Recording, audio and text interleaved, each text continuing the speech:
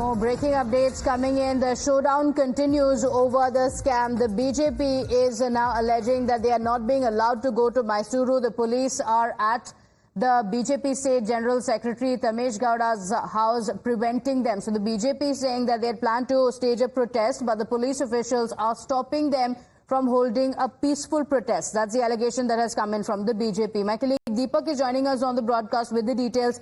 Deepak, BJP planning to up the ante against the Chief Minister, but now alleging that the police officials have stopped them from protesting. What's the latest?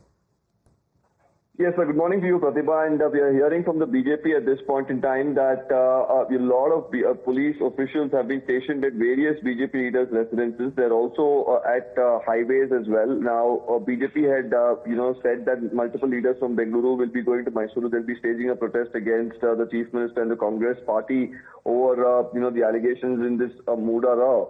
Right now, some visuals coming in outside the residence of one of the BJP General Secretaries, Ramesh Gowda. We've also heard that, there are, policemen who were stationed outside B.Y. Vijayendra, the party president's house. He, however, was not at the residence.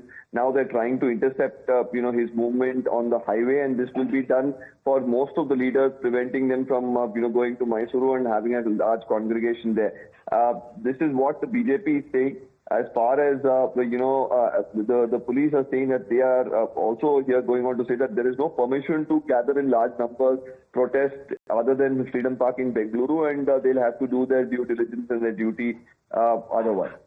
Okay, all right. Deepak, thank you for joining us with those details. So the BJP wanting to protest today, they claim that the police officials did not allow them to do so. Well,